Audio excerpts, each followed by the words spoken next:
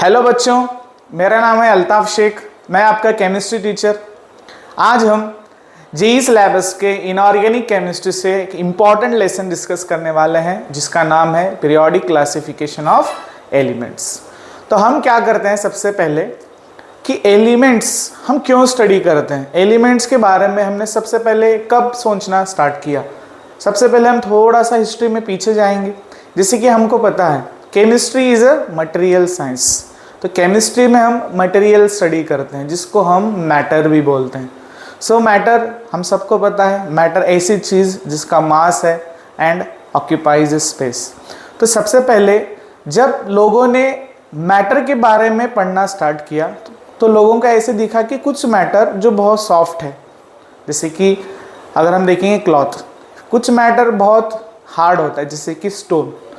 तो लोगों को एक क्वेश्चन आया माइंड में कि ये कुछ मैटर बहुत सॉफ्ट है, कुछ मैटर बहुत हार्ड है, कुछ मैटर का रंग अलग है, कुछ मैटर गुड कंडक्टर है, कुछ मैटर बैड कंडक्टर है।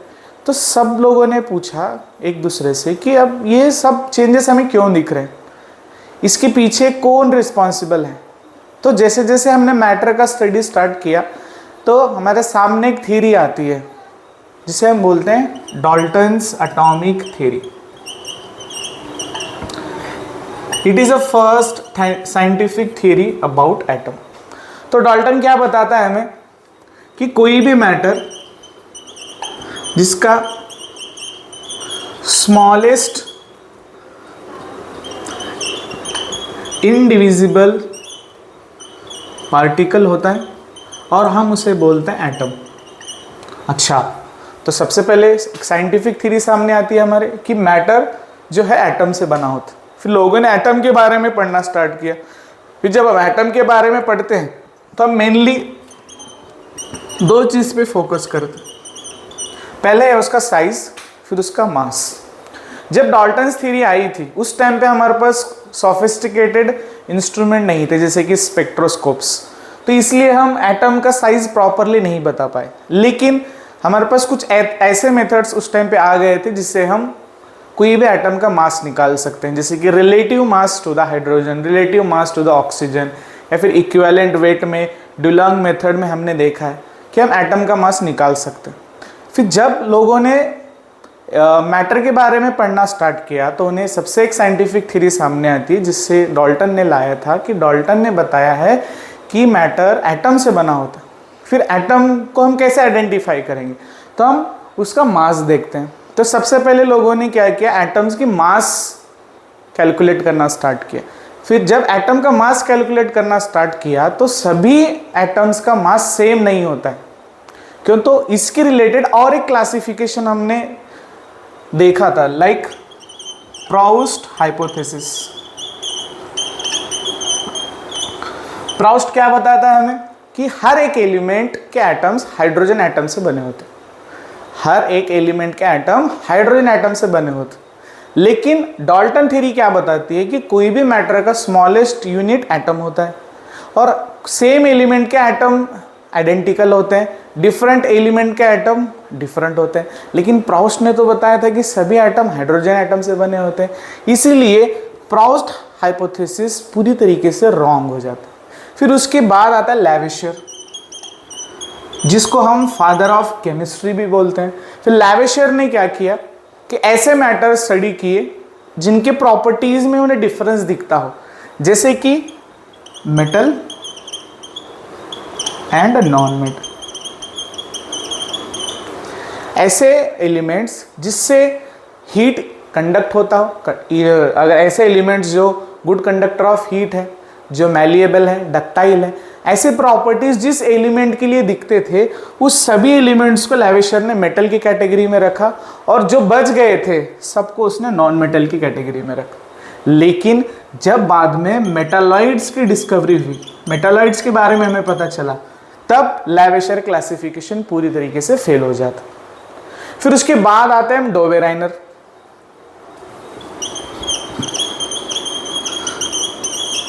Dobereiner STRIDE. फिर उसके बाद आते हैं हम न्यूलैंड्स, लॉ ऑफ ऑक्टेव्स।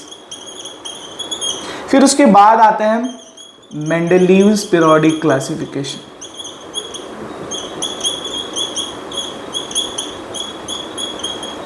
अब तुम पूछोगे कि सर ये तीनों का नाम तुमने एक साथ क्यों लिखा?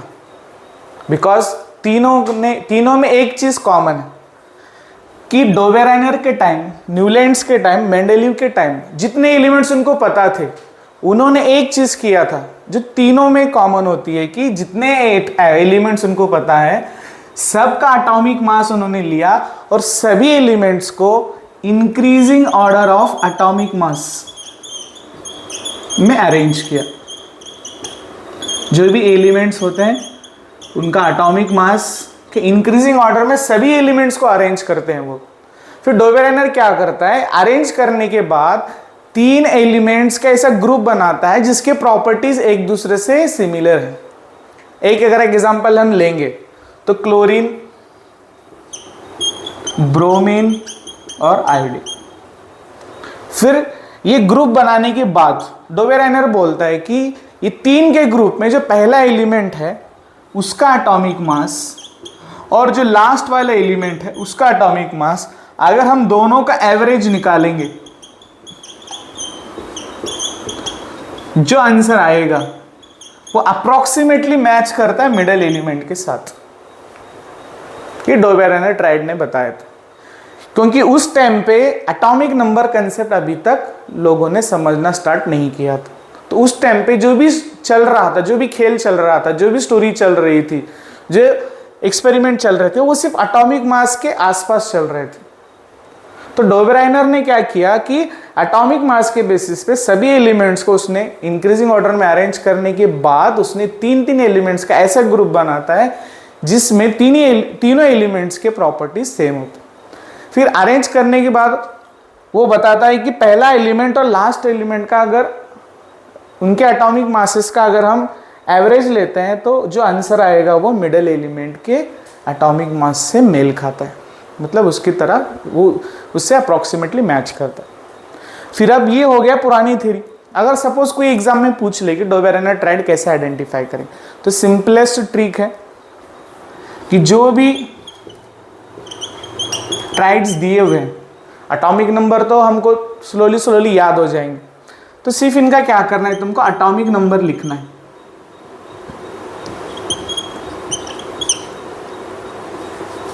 ठीक है, तो एटॉमिक नंबर लिखने के बाद सिर्फ तुमको उसका डिफरेंस आइडेंटिफाई करना है।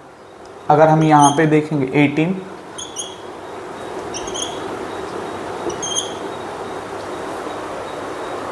ये बात, तो आयोडीन का एटॉमिक नंबर 53 है, ब्रोमीन का एटॉमिक नंबर 35, क्लोरीन का एटॉमिक नंबर 17। तो डोबेराइनर ट्राइड में जो तीन एलिमेंट्स का ग्रुप है, अगर तुम्हें उसे आइडेंटिफाई करना है तो there is a one short trick कि सिर्फ तुमको क्या करना है, उसका एटॉमिक नंबर देखना है और एटॉमिक नंबर का सिर्फ तुम्हें डिफरेंस पता करना है। अगर ये डिफरेंस सेम आ रहा है तो ये डोबेराइनर ट्राइड्स होते हैं। ठीक है, फिर अब हम आते हैं न्यूलैंड्स लॉ ऑफ ऑक्टेव्स। तो न्यूलैंड जो है उसने भी सेम डोबेराइनर को ही फॉलो किया था कि जैसे डोबेराइनर ने जितने एलिमेंट्स उसको पता थे उस टाइम पे उसको इंक्रीजिंग ऑर्डर में अरेंज करते रहता है, अरेंज करता है, अरेंज करने के बाद फिर तीन एलिमेंट्स का ग्रुप बनाता है। तो न्यूलैंड ने भी वही किया। उसके टाइम पे जितने एलिमेंट्स उसको पता थे सबको उसने increasing order of atomic mass में अरेंज करता है। अरेंज करने के बाद उसे पता चलता है कि फर्स्ट एलिमेंट और एट्थ एलिमेंट दोनों के बीच में उस दो जो एलिमेंट्स हैं फर्स्ट और एट्थ, उनके प्रॉपर्टीज सेम दिखते हैं उसको। फिर उसके न्यूलैंड ने फिर एक म्यूजिकल नोट में उसका लॉ ऑफ ऑक्टेव्स बताया था। जैसे कि हमारा इंडियन म्यूजिक होता है सा रे ग म प ध नी सा। अगर ये तुम्हारा फर्स्ट एलिमेंट है तो ये सेकंड हो जाएगा, third, fourth, fifth, six, seventh, eighth. मतलब सभी एलिमेंट्स को एटॉमिक मास के इंक्रीजिंग ऑर्डर में अरेंज करने के बाद उसे ऐसे पता चलता है कि फर्स्ट एलिमेंट और एट्थ एलिमेंट के प्रॉपर्टीज यहाँ पे सेम। फिर उसके बाद हम आते हैं मेंडलीव्स पीरियोडिक टेबल। अब मेंडलीव ने भी वही किया कि जितने एलिमेंट्स उसको पता थे सबको increasing order of atomic mass में अरेंज करता है, फिर उसकी प्रॉपर्टीज स्टडी करता है प्रॉपर्टी स्टडी करने के बाद वो अपना एक टेबल प्रपोज करता है जिसको वो बोलता है मेंडेलियस पीरियोडिक टेबल। तो मेंडेलियस पीरियोडिक टेबल बहुत इंपॉर्टेंट है हमारे लिए, बिकॉज जो मॉडर्न पीरियोडिक टेबल हमने बनाया था वो मेंडेलियस पीरियोडिक टेबल उसके लिए बहुत हेल्प करता है। ठीक है, सो मेंडेलीव, डोबेरेनर, न्यूलैंड, तीनों में कॉमन क्या चीज़ है कि तीनों ने एटॉमिक बेस के बेसिस पे क्लासिफिकेशन करने की कोशिश की, लेकिन मेंडेलियस पीरियोडिक टेबल सक्सेसफुल क्यों नहीं हुआ? बिकॉज वी नो दैट कि atomic masses can be fractional, मतलब वो पॉइंट में भी आता है 6.9 और 12.9। अगर सपोज हमें पता है कि कोई दो एलिमेंट है जो एक के बाद आते हैं, अगर हम उसे इंक्रीजिंग ऑर्डर में अरेंज करते हैं, so we can not predict कि दो एलिमेंट के बीच में और कितने एलिमेंट्स आ सकते हैं। तो फिर हमें और एक फंडामेंटल प्रॉपर्टी चाहिए थी जिससे हम क्लासिफिकेशन कर पाए। तो उसी टाइम मोस्ले एक एक्सपेरिमेंट करके बताता है कि कोई भी मेटल्स पे अगर हम हाई एनर्जी इलेक्ट्रॉन्स अगर बम्बार्ड करते हैं, बम्बार्ड करने के बाद यहां से जो एक्सरे बाहर निकलेगा, तो एक्सरेस की जो फ्रीक्वेंसी रहेगी, because we know that ray of electron को हम कैथोड रे बोलते हैं। तो कैथोड रे की एक प्रॉपर्टी होती है कि कैथोड रे ऐसे सब्सटेंस से पास हो रहे हैं जिसका एटॉमिक मास ज़्यादा है, तब एक्सरेस प्रोड्यूस होते हैं। तो यहाँ पे जो एक्सरेस प्रोड्यूस हो रहे हैं वो डायरेक्टली प्रोपोर्शनल होते हैं उसके एटॉमिक नंबर से या फिर पीरियोडिक टेबल के सीरियल नंबर से। तो इसके बेसिस पे मोस्ले ने बताया था कि एटॉमिक मास नहीं बल्कि एटॉमिक नंबर क्लासिफिकेशन का बेसिस हो सकता है। फिर उसके बेसिस पे हमने मॉडर्न पीरियोडिक टेबल कंस्ट्रक्ट किया था। तो हम मॉडर्न पीरियोडिक टेबल समझेंगे। तो जब भी हम मॉडर्न पीरियोडिक टेबल पढ़ते हैं तो सबसे पहले हमें पता होना चाहिए कि मॉडर्न पीरियोडिक टेबल कैसे दिखता है। तो सिंपली मॉडर्न पीरियोडिक टेबल में अगर हम देखेंगे तो हमें हॉरिजॉन्टल लाइंस दिखते हैं और वर्टिकल लाइंस दिखते हैं। तो इस हॉरिजॉन्टल लाइन को हम बोलते हैं पीरियड और इसको हम बोलते हैं वर्टिकल कॉलम्स को ग्रुप। तो मॉडर्न पीरियोडिक टेबल में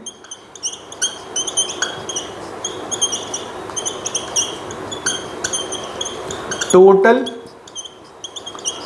7 पीरियड्स हैं और 18 ग्रुप्स। तो अब मैं आप सभी स्टूडेंट्स को एक होमवर्क देना चाहता हूं कि मेंडेलियस पीरियोडिक टेबल में कितने ग्रुप थे और कितने पीरियड थे तुमको बताना, ठीक है। फिर मॉडर्न पीरियोडिक टेबल में 7 पीरियड्स हैं, 18 ग्रुप्स हैं। अगर हम देखेंगे तो पीरियड 1 में अगर हम देखेंगे तो सिर्फ हमें 2 एलिमेंट देखने को मिलते हैं। पहला है हाइड्रोजन और दूसरा है हेलियम। अगर हम उसका इलेक्ट्रॉनिक कॉन्फ़िगरेशन लिखेंगे सो 1s1 1s2, मतलब पीरियड 1 में जो एलिमेंट्स है वहाँ पे जो सबशेल फिल होने वाले हैं तो यहाँ पे सिर्फ s सबशेल फिल होगा और s ऑर्बिटल फिल होंगे। अगर हम पीरियड 2 की बात करेंगे तो पीरियड 2 में हमें 8 एलिमेंट्स देखने के लिए मिलते हैं, lithium, beryllium, boron, carbon, nitrogen, oxygen, fluorine, neon.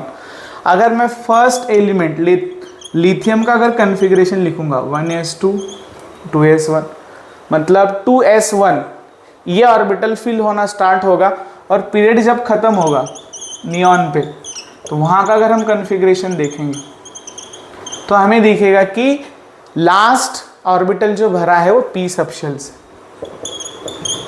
मतलब सेकेंड पीरियड में 2 सबशेल फिल होते हैं s और p। वैसे ही पीरियड 3 में अगर हम देखेंगे same s and p। Fourth period में अगर हम देखेंगे s p d f। Fifth period में अगर हम देखेंगे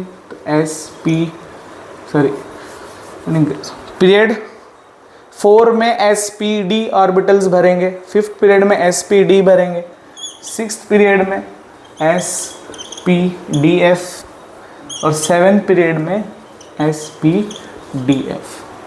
अब एक क्वेश्चन आएगा कि सर ये SPDF क्या लिख रहे हो? तो स्ट्रक्चर ऑफ एटम में तुमने देखा होगा कि एटम में शेल होते हैं, शेल में सब शेल होते हैं, सब शेल में ऑर्बिटल्स होते हैं। तो हर सब शेल की मैक्सिमम इलेक्ट्रॉन होने की एक रूल होता है। जैसे कि अगर हम देखेंगे एजिमुथल क्वांटम नंबर के वैल्यूज हम सबको पता है। अगर एजिमुथल क्वांटम नंबर की वैल्यू 0 है तो हम उसे S सब शेल बोलते हैं, P के लिए 1 D F। और अगर हम देखेंगे S में सिर्फ एक ही ऑर्बिटल होता है और हर ऑर्बिटल में 2 इलेक्ट्रॉन होते हैं, तो 2 1 जार 2। P सब शेल में 3 ऑर्बिटल होते हैं और उसमें हर ऑर्बिटल में 2 इलेक्ट्रॉन, मतलब 3 2 जार 6। वैसे ही D में 5 ऑर्बिटल्स होते हैं, 5 2 जार 10। F में 7 ऑर्बिटल होते हैं, 14। अब उसको कैसे याद रखेंगे? तो सिर्फ तुम्हें 4 ऐड करते जाना है। 2 + 4 6, 6 + 4 10, 10 + 4 40। अब इसके ये क्यों करना है कि अगर हम देखेंगे पीरियड 1 में सिर्फ 2 एलिमेंट्स हैं। S सब शेल की इलेक्ट्रॉन होल्डिंग कैपेसिटी कितना है? 2, तो 2 पीरियड। अगर देखेंगे S और P, तो S की 2 है, P की 6 है, that means 2 + 6 8। So second period में टोटल 8 एलिमेंट्स होंगे। वैसे ही थर्ड पीरियड में 8 एलिमेंट्स होंगे। अगर हम देखेंगे 4th और 5th पीरियड के बारे में, तो यहाँ पे 3 सब शेल फिल होते हैं, S P D। तो S में 2 इलेक्ट्रॉन, P में 6, D में 10, तो टोटल कितने हो गए? 18 electrons, 18 elements in period 4। Same period 5, then period 6 में अगर हम देखेंगे तो 2 + 6 10, 2 + 6 8, 8 + 10 18, 18 + 14 दैट इज 32। तो मॉडर्न पीरियोडिक टेबल में अगर हम देखेंगे तो 7 पीरियड्स हैं, 18 ग्रुप्स हैं। हर पीरियड में कितने एलिमेंट्स होते हैं तुम उसको ईजिली ऐसे याद रख सकते हो कि फर्स्ट पीरियड में S सब शेल फिल होगा, सेकेंड और थर्ड में SP, 4th और 5th में SPD, 6th और 7th में SPDF। तो पीरियड 1 को हम बोलते हैं वेरी शॉर्ट पीरियड, बिकॉज इसमें सिर्फ 2 ही एलिमेंट होते। 2 और 3 को हम बोलते हैं शॉर्ट पीरियड, 4 और 5 को हम बोलते हैं लॉन्ग पीरियड, 6 और 7 को बोलते हैं वेरी लॉन्ग पीरियड। अब अगर हम ग्रुप वाइज आ जाएंगे तो टोटल 18 ग्रुप्स हैं। तो अब 18 ग्रुप्स को हम क्या करते हैं? ब्लॉक्स में डिवाइड करते हैं। तो पीरियोडिक टेबल में टोटल 4 ब्लॉक्स हैं। अगर हम S ब्लॉक की बात करेंगे तो हम इसे S ब्लॉक क्यों बोलते हैं? कि जब भी हम कोई एलिमेंट का कन्फिग्रेशन लिखते हैं, कन्फिग्रेशन लिखने के बाद लास्ट इलेक्ट्रॉन अगर S सब शेल में है तब हम उसे S ब्लॉक में रखते हैं। तो S ब्लॉक में ग्रुप 1 और ग्रुप 2 एलिमेंट्स दिखते हैं। देन P ब्लॉक में ग्रुप 13 से लेके ग्रुप 18 तक के एलिमेंट्स दिखते हैं। फिर उसके बाद D ब्लॉक में अगर हम देखेंगे so group 13, group 3 to group 12 दिखते हैं। और लास्ट में 2 सीरीज आते हैं जिसको हम लैंथेनॉइड और एक्टेनॉइड सीरीज बोलते हैं, जिसमें 14 एलिमेंट्स ईच होते हैं। इसको हम F ब्लॉक बोलते हैं।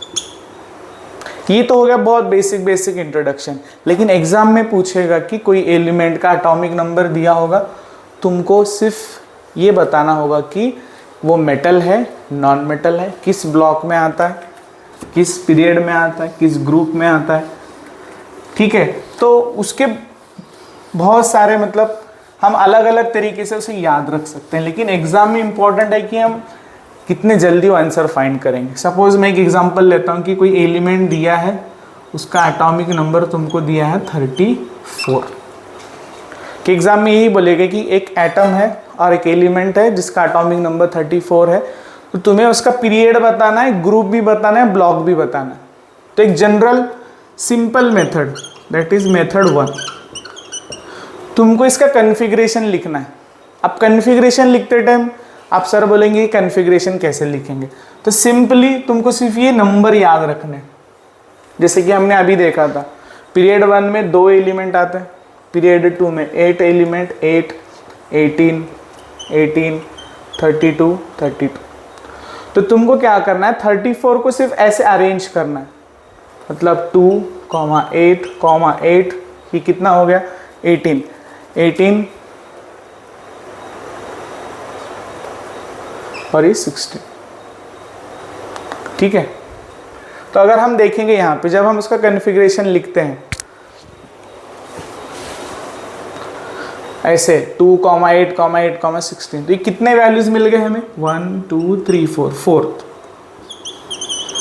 टोटल 4 वैल्यूज, मतलब ये एलिमेंट तुमको पीरियड 4 में दिखेगा, ये एलिमेंट तुमको पीरियड 4 में दिखेगा। फिर उसके बाद हमें उसका ग्रुप फाइंड करना है। तब ग्रुप फाइंड करेंगे आप कैसे, तो इसका सिंपल सा फॉर्मूला है कि ग्रुप फाइंड करने के लिए जो एटॉमिक नंबर तुमको दिया है वो लिखना है और atomic number of nearest noble gas. आप सर बोलेंगे सर नोबल गैस का एटॉमिक नंबर कैसे याद रखेंगे, तो सिंपल है, नोबल गैसेस ग्रुप 18 में होता है। ग्रुप 18 में सबसे पहले हीलियम होता है जिसका एटॉमिक नंबर 2 है।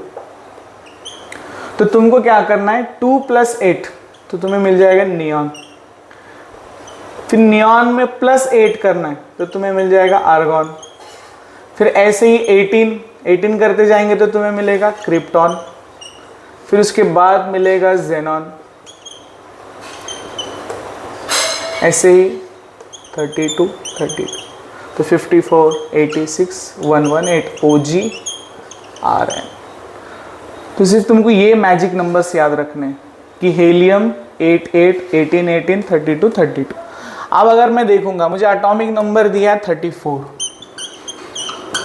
अब मुझे नोबल गैसेस का नियरेस्ट एटॉमिक नंबर देखना है, तो कैसे देखेंगे, 34 से कम किसका है, यहाँ पे 36 है लेकिन ये 34 से ज़्यादा है, तो हम क्या करेंगे उससे छोटा वाला नंबर लेंगे, दैट इज़ 18। सो 34 - 18 अगर हम सब्सट्रैक्शन करेंगे तो आंसर क्या आएगा 16। सो ये रहा तुम्हारा ग्रुप, ये रहेगा तुम्हारा पीरियड।